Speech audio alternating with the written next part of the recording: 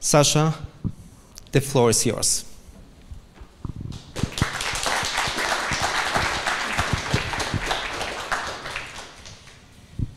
So good morning, everyone. I hope you had more sleep than me. So at least one side is more present than I am, but I will try my best to share all the stories that I prepared for you. I would like to take you on a journey, as it was promised by Bartek. And this journey goes deep into the moist, fertile soil. It's very humid there. It doesn't smell so good to us. And at the same time, we have a lot of different perceptions about them. We think that for some people, it's just mere dirt or just floor we walk on, and they don't even notice it.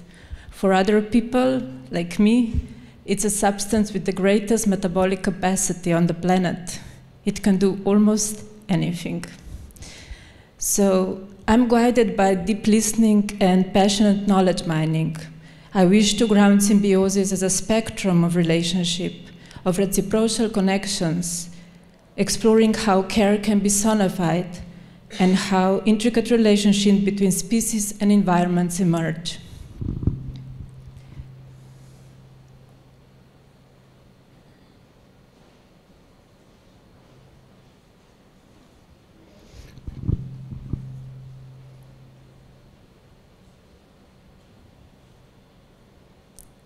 Okay, so I want to introduce you to a traveler who's actually a consciousness that will go with us through the whole presentation. And this consciousness is going to sort of remind us that the perspective that we are looking at is always just one of.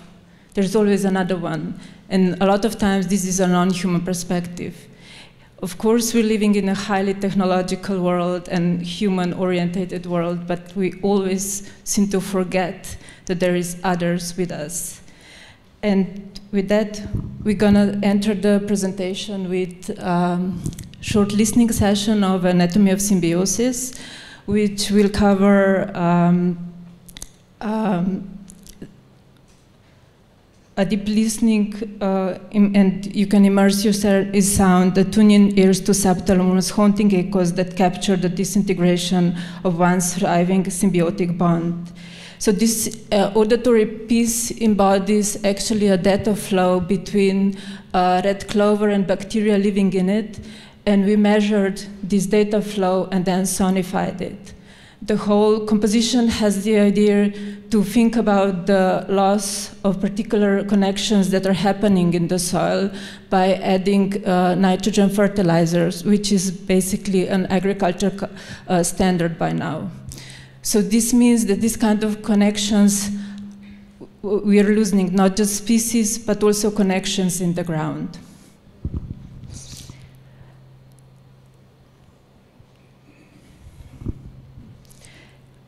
So please take a few moments to listen. You're invited to close your eyes, allowing for a deeper connection. Immerse yourself into a slice of otherwise 24 hours composition. While I read you the introductory poem, and then there's going to be more sound for a few more minutes so you can immerse in it. Thank you.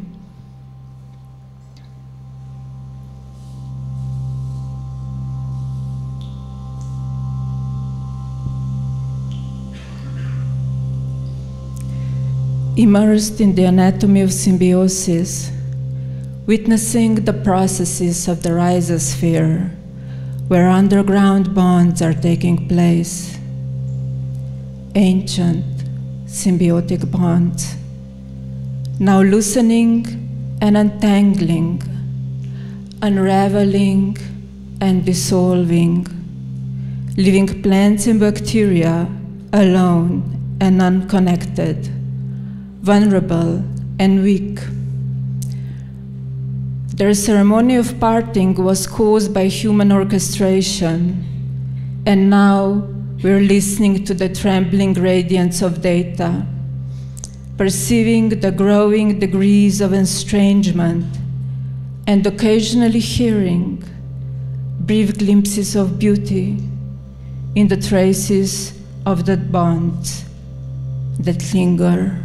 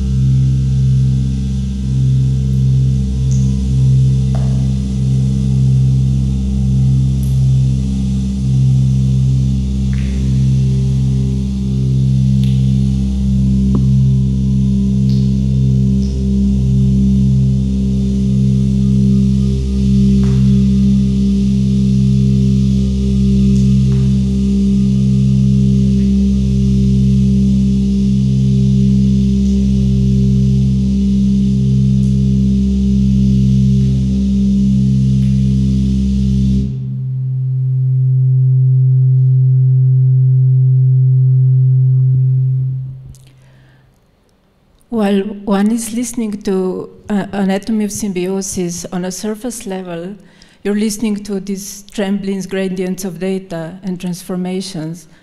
But then on another experiential level, you can encounter some sort of transformation, not only of chemicals and materials that happen between the plants and the bacteria, but also a transformation inside the listener. This is what Pauline Oliveros had called the quantum listening, or the listening that is opposed to hearing, listening that is actually changing something within the listener and making the listener an active participant and connecting to the world around them.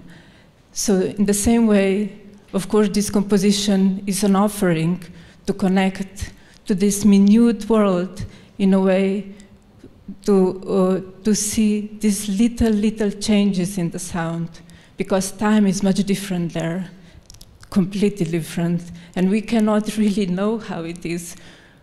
When I work with scientists and different people who work with bacteria, they bring me data sheets, and then I look at them and like, what can I do with it? It's amazing. How do you translate that? How can I translate so it's also caring? How can people care about something so minute?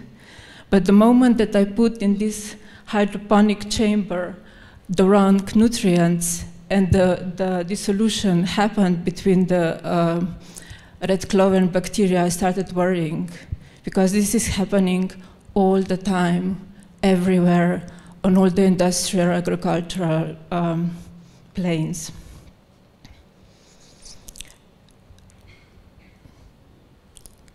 When I was much younger and I started my artistic research, I had this wish to actually feel this connection, to feel the symbiosis. So I explored how this is possible through haptic, tactile, sonic exploration, and connect to the biggest symbiont on the planet, mycelium.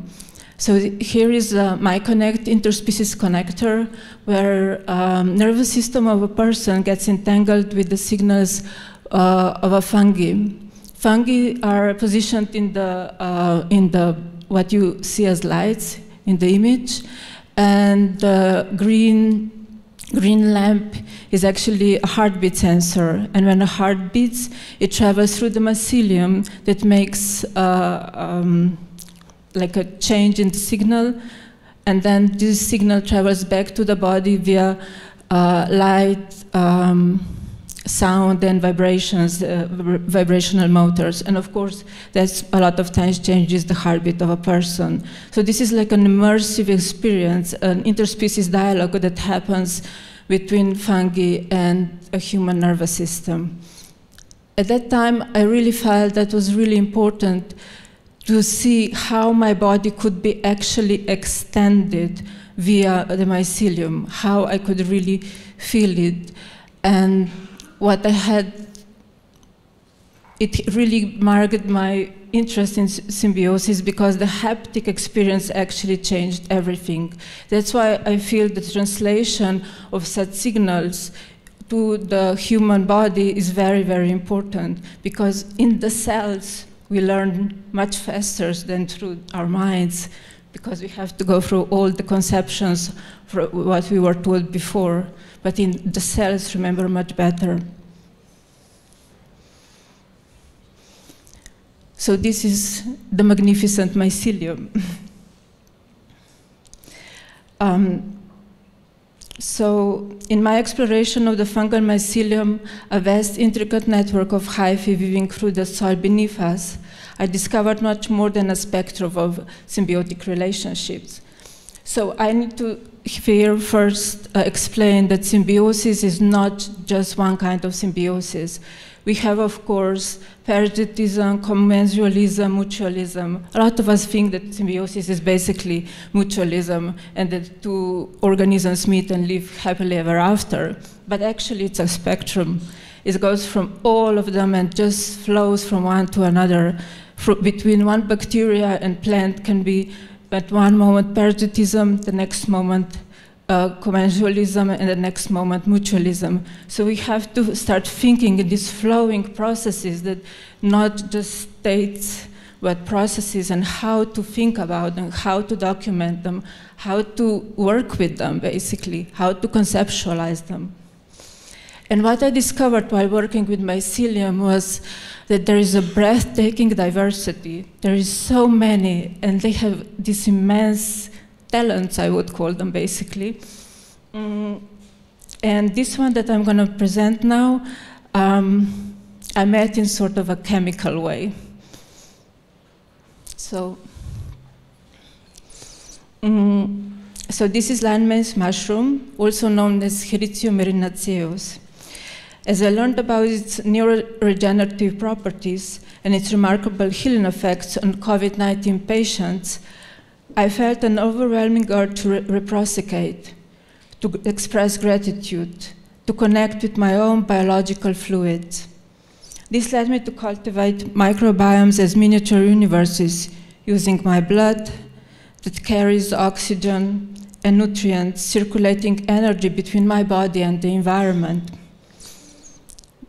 and my sweat, an embodiment of the labor, survival, and adaptation, and my tears, as the release of emotion, a fluidity that carries human vulnerability, but at the same time, it carries also something else, which was quite a discovery for me. It carries solace, that we're actually never crying alone because there are microbial communities in our ears, in our eyes all the time. So what I needed to build then was a biotechnological node in the network. And this biotechnological node is actually a computer stack. So one where I could offer my sweat, blood, and tears, but rather dedicating this to specific nation or state, as leaders often ask of their citizens. This node would serve as a different purpose, to nourish fungal ecologies with human fluids contributing to the vast interconnected planetary networks. Over the course of several months, a hybrid landscape began to emerge, carefully controlled and analyzed through computer vision. This evolving terrain was viewed under a microscope, capturing fungal landscapes intertwined with the human microbiome, bacteria, fungi, and archaea, derived from my blood, sweat, and tears. These images were then rendered on screens, mapped, and sonified, and collected into a living archive called Atlas of Collaborative Contamination. This biotechnological node invites us to question whether we can see ourselves as entangled beings rather than sovereign entities, reflecting on contamination as productive exchange between different life forms. It also provokes thought on how we document ongoing open-ended processes, as the Atlas of Collaborative Contamination will remain always unfinished, continually evolving, just like the feral processes it seeks to capture. As I delve deeper into the realms of contamination and toxicity within the fungal world, my exploration led me to 1991, 5 years after Chernobyl disasters. It was then that 12 species of radiotrophic fungi were discovered. These melanized fungi possess all the remarkable ability to metabolize radioactivity into energy, allowing them to thrive in one of the most toxic environments known to humanity. And of course, I chose to grow some on some concrete slabs, a process that took a year and a half. These ancient beings, which evolved before Earth's atmosphere formed, don't rush. Radiotrophic fungi have adapted to survive in harsh environments with limited nutrients and possess the remarkable ability to reduce surrounding radiation, but their growth remains very slow. While the fungi were expanding their territory on the concrete slabs, I immersed myself in a history forest and traced a path shaped by radioactivity. I say history forest because I see history not as one linear thing, but a forest where you can travel and you decide which path you want to take, and not somebody else who decides for you. The discovery of radioactivity led by Marie Curie in the early 20th century sparked immense scientific and technological progress, as we all know. Yet alongside these advances, lesser-known histories of legal, social, and emotional resilience unfolded. As vulnerable groups, a lot of them women, fought and continue to fight for survival. After radiation contributed to Marie Curie's physical decline, many others followed into radioactive forest, each providing lessons for future survivors. Consider the radium girls, the women factory workers who painted watch dials with self-luminous paint and who fought for workers' rights after their employers failed to warn them about deadly risks of radium exposure. Or the lesson of hope from Sadako Sasaki, a young girl from Hiroshima, who in 1955 began folding 1,000 paper cranes in the hope of survival, a quest that tragically lasted until the last day of her life. As I journeyed through the history forests, each path revealed a different story. As I moved through the colliding and entangled human and fungal timescapes and perspectives, I followed one of the radioactive trajectories in order to forage knowledge and assemble stories of protection, to establish links from the past into the networks for a dire futures that await us.